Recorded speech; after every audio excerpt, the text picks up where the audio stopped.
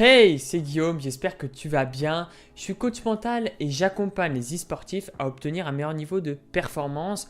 Aujourd'hui, dans cette vidéo, je vais te faire mon top 3 des livres qui m'ont permis de me former en tant que coach mental.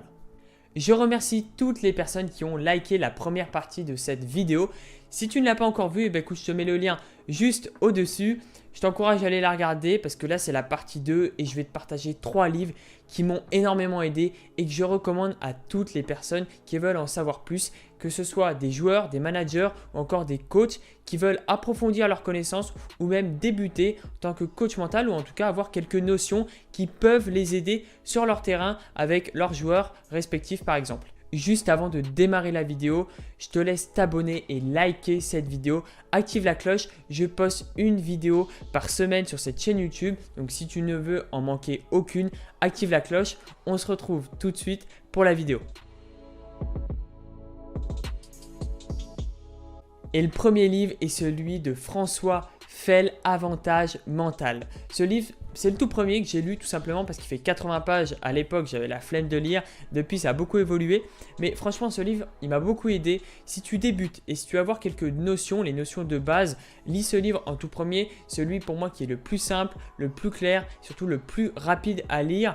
Pour une initiation, si tu veux en savoir plus, c'est ce livre que je recommande au tout début. Et si tu veux en savoir plus sur avoir des livres un peu plus en détail, écoute, ça tombe bien parce que les deux autres livres que je vais te présenter maintenant vont traiter de préparation mentale plus en détail. Ce qui est bien dans ce livre, c'est qu'il aborde vraiment les bases, les fondamentaux, la gestion du stress, la concentration et il vous donne des outils très précis que vous pouvez utiliser juste après avoir lu ce livre. C'est du concret, c'est ce que j'aime. Donc franchement, le livre là, je vous le recommande et je vous mets comme d'habitude le lien dans la description si vous voulez l'acheter ou en tout cas vous renseigner. Le deuxième livre est rien d'autre que celui d'Anthony Meth, Préparation mentale du sportif. C'est un livre, je vais être honnête avec toi, si tu veux du concret, si tu veux des programmes d'entraînement, si tu veux des outils applicables directement, ce livre est fait pour toi. Franchement, je l'ai lu il n'y a pas si longtemps que ça, mais j'aurais aimé le lire plus tôt. Tout simplement parce que des exercices sont concrets, applicables et que soit tu peux faire appliquer ou soit que tu peux tout simplement appliquer pour améliorer ton mental. Alors ce livre, regarde, je vais tout te montrer. Il y a pas mal de tableaux. Il y a des tableaux qui sont vraiment intéressants à remplir, que ce soit pour toi ou pour tes joueurs. Je veux dire, moi au début, j'étais en coaching, j'avais ces tableaux-là, je posais mes questions et ça m'a beaucoup aidé au début quand on n'a pas toutes les choses en tête et en tout cas quand on veut faire nos premiers pas en préparation mentale. Ce livre, je le recommande, il m'a beaucoup appris. Quelquefois, je le relis pour traiter certains types de coaching ou s'il manque des renseignements, je lis toujours sur le coude. Comme vous avez vu, j'ai mis des petits post-it avec chaque catégorie, que ce soit la concentration, le stress, etc. Ce livre, il m'aide beaucoup, donc je vous le recommande. Le lien est dans la description.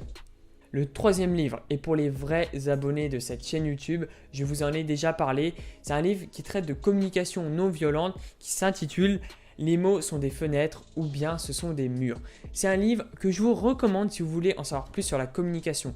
Comment communiquer avec vos coéquipiers ou en tout cas avec vos joueurs. Comment faire passer une idée sans pour autant paraître imposteur. Ce livre m'a énormément aidé et si vous avez envie d'en savoir plus sur la communication, je vous le recommande. Par exemple, si vous avez envie d'exprimer votre colère, si vous avez envie d'exprimer un but bien précis et d'être compris par les membres qui vous écoutent, ce livre va beaucoup vous aider.